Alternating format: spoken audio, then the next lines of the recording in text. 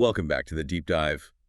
Today we are tearing into a stack of sources that promises to pretty much overhaul your communication strategy. Yeah, completely. We're moving beyond the conventional stuff, Yeah. the smiling, the nodding, to get at the concrete, tactical skills that people use to really command attention. Exactly. This is all about charisma and credibility. And customized just for you. Right.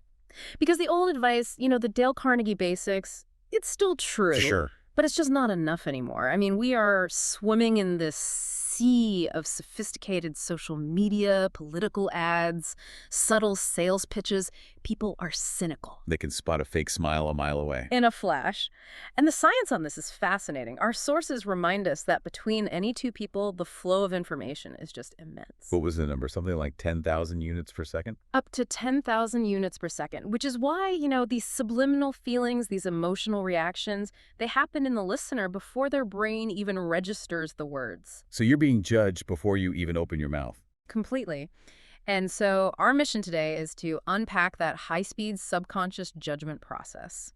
We're going to look at the precise, almost duplicable little tricks that top performers use. So the ones that make every single interaction just scream competence, confidence, and charisma. That's the goal. Okay, let's get into this silent conversation then, because we are starting with the ultimate nonverbal trial. The 10-second charisma challenge. Right. The sources call this initial moment the creation of a brilliant holograph. A holograph that basically defines the entire trajectory of the relationship instantly. And the first step, it seems, is realizing that speed, it actually kills credibility. Yes. This is so counterintuitive. We've all been told, smile the second you meet someone. Right, the instant grin. But that quick flash, it cheapens the whole gesture. It makes it look like anyone who walked into your line of sight would get the exact same generic smile. So this is where the nuance comes in. We need to introduce a pause. The first technique is the flooding smile. And we saw research cited that suggested women in corporate life who were a little slower to smile were actually perceived as more credible. That delay is everything. The execution is so specific. You look at the other person for just a second. You pause. You pause. You sort of soak in their persona.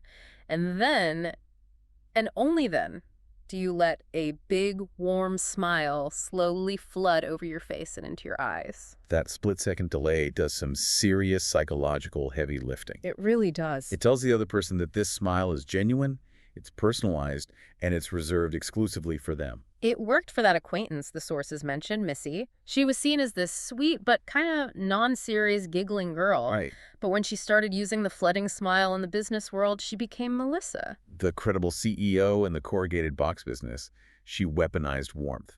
That's a great way to put it. It's the difference between a reflex and a deliberate, tailored recognition. So if the face is covered, then we have to look at the rest of the body. Specifically posture. This moves us into a concept that I love, using your posture as a success barometer. Yeah, the sources say how you hold yourself just speaks volumes about whether you're accustomed to being on top. They call it hanging by your teeth. It's a great visual. I mean, slouching doesn't just look bad, it broadcasts a low physical state. Which people subconsciously read as low confidence. Deference. And if you connect that back to those 10,000 units of information, the listener is registering your physical tension, or lack of it, instantly. So how do you fix it? What's the visualization? Imagine a circus iron jaw bit hanging from every doorframe you walk through. As you pass under, you bite down on it, and it pulls your head back and stretches your whole body into perfect alignment. Like the great Lowndes, the acrobats. Exactly. Performing without a net, it gives you a physical trigger for a psychological state. Okay, but what if you're already standing there? You still need to telegraph that immediate dedicated interest. Right. And this is where we get into the idea that everyone has an inner infant wailing for recognition. Which brings us to the big baby pivot. The need for recognition is just. It's universal. It doesn't matter your age or your status. So the technique is the instant you're introduced, you pivot 100% toward the person. Your whole body. Your entire torso, feet, everything. With that warm, flooding smile, you give them your total, undivided attention. Okay, but my question is, does pivoting 100% towards someone, doesn't that risk looking, a bit fake? That's a critical question. Like you're trying too hard. And it can look fake, but only if you deploy that instant grin we just talked about. The goal isn't Sigoffancy. It's recognition. Total, undivided recognition, which is a rare commodity today. Remember the story of the friend Carla who wanted the attention of a corporate big cat? Yeah, she practiced on the little boy first, Willie. She practiced on Willie, giving him her complete, unhurried focus. When she finally used that precise, centered attention on the CEO, he felt acknowledged in a way he just wasn't used to. The psychological hunger is the same. So pivot smoothly and confidently, because the minute you start moving your body nervously, you just undermine the whole thing. You do, which means you absolutely must master the rule to limit the fidget. And this brings up one of the most important nonverbal signals you send. It really is. Fidgeting matters so much because it's rooted in, believe it or not, polygraph science. Okay. Any twitching, squirming, scratching, moving your hands near your face, it's a sign of emotional arousal. So it's not necessarily a lie, but it looks like a tell. Precisely. It gives the listener this powerful subconscious gut feeling you're fibbing, or at the very least, that you're incredibly anxious and not in control. So the rule is simple. When the conversation truly counts, you must maintain a quiet, confident control over your body. This idea of heightened, almost subconscious observation. It brings us to Hans's horse sense, which is one of my favorite anecdotes in the whole source material. The story of Clever Hans, the counting horse from the early 1900s, is the ultimate illustration of reading cues. So Hans would tap his hoof to answer math questions. But an official commission discovered he wasn't doing arithmetic. He was reading these incredibly subtle physical cues from the audience. The tension in the room. The slight tension when he was getting close, and then the relaxation when he hit the right number. He was performing a kind of psychological dance with the room. He wasn't smart. He was just incredibly observant. So what's the application for us? It means you have to adopt Hans's strategy. Get on a dual track while you're talking. On one track, you express yourself fully. And on the other, You keep a keen, non-judgmental eye on how your listener is subtly responding. Are they leaning in? Have their eyes glazed over? Did their breathing just change? You have to monitor that feedback loop constantly and adjust in real time. that is the definition of sophisticated communication. It is. Okay, now that we've locked down the visual side, we have to deal with the words themselves. Let's get into part 2. The art of small talk. Ah, yes, small talkophobia. So many people have it because they think it needs to be filled with, like, brilliant intellectual insights. It's such a misconception. Small talk isn't about facts. It's about, as the sources say, music, about melody. It's about putting people at ease. And the first step is tone matching. You have to subtly match your listener's mood and tone before you try to lead the conversation anywhere else. So if someone's intense and sharp, you meet them there. If they're talking fast, you match that speed. But what if they're lethargic? You match that low tone briefly. You might say, yeah, it is slow, isn't it? I know how you feel.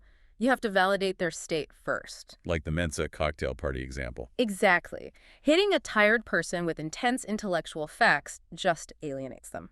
You have to connect on their level first, create a bridge, before you can pull them up to yours. That validation seems to be the key. It connects right to the linguistic analyst S.I. Hayakawa, who found that using familiar, even banal remarks was crucial for building trust. Hayakawa talked about using comments about a late train or the weather to diffuse suspicion during wartime. In Wisconsin, yeah. By agreeing on something totally inconsequential, they were doing this tiny verbal handshake. It confirmed they were both, on the same page before getting into anything heavy. Familiar remarks are easy to agree with, and agreement builds trust. Foundational trust. So once we've established that agreement, the next challenge is avoiding conversational dead ends. This is a huge problem with the "where are you from" question. It's a conversation killer. That single, lifeless word is what the sources call never the naked city. Because giving a single-word answer like Columbus, Ohio, puts all the work on the other person. You've just challenged their imagination. Now they have to scramble for a follow-up. Instead, you need to bait the hook. Meaning you learn a few engaging, tailored facts about your hometown that offer some conversational possibilities. Can we run through those examples for Columbus? They illustrate the tailoring so well. Let's do it. Okay, so if you're talking to a business person, you don't just say Columbus. You might say Columbus, which is known as the most American city in America because so many companies test products there. Instantly invites business talk. Right. If you're talking to a history buff, you mention the replica of the Santa Maria anchored in the Scioto River. To a sports fan, you mention it's the home of the Buckeyes. You give them a specialized opening, not a blank wall. Exactly. Perfect. So once you've opened strong, How do you keep things moving without constantly trying to come up with new ideas? This is where we bring in parroting. My favorite. It's designed to resuscitate a dying conversation with almost zero effort. Like a parrot, you just repeat the last few words the other person said, usually with a quizzical inflection. So if they say, I went to the theater last night, you just echo, theater. That's it. I actually tested this once. I was exhausted, driving home with my friend Phil, and he mentioned seeing Sweeney Todd. Okay. I just parroted Sweeney Todd. Ah. And a bit later, bizarre story. Yeah. For the next 45 minutes, Phil happily recounted the entire plot. He even sang some of the songs. Later, he said it was one of the best conversations we'd ever had. And all you did was feed his own narrative back to him. That's the power of it. It makes the other person feel uniquely interesting. And that leads us perfectly into part 3, talking like a VIP. Because high-value individuals know that making others feel interesting is absolutely paramount. This is about the human jungle dynamic. Right. VIPs are subtly sizing each other up all the time through conversational habits. They're avoiding signals that label them as little cats who are just struggling for validation. And this psychological sizing up process? Yeah.